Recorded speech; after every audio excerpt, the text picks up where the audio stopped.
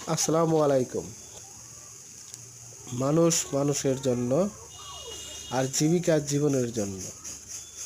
মানুষ বেঁচে থাকতে চায় আর বেঁচে থাকতে তার প্রয়োজন হয় জীবিকা অর্জনের জন্য। মানুষে কত না কতভাবে জীবিকা অর্জন করে। কেউ রিক্সা চালায়, কেউ শারীরিক পরিশ্রম, কেউ মানসিক পরিশ্রম, কেউ কায়িক পরিশ্রম। তেমনি একজন বয়স্ক ব্যক্তি, তিনি নিজের চেষ্টা করেছে, পরিশ্রম করে উপার্জন করতে চেষ্টা করে।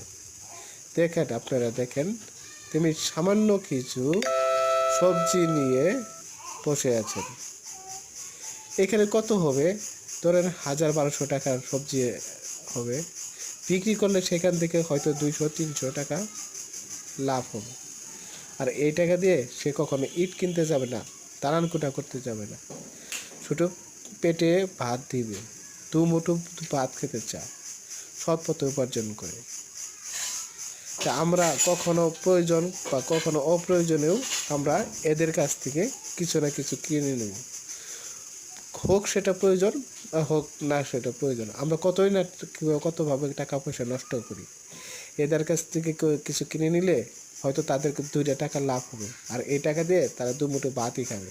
তারা কখনো 10 তলা বিল্ডিং করতে চাইবে না।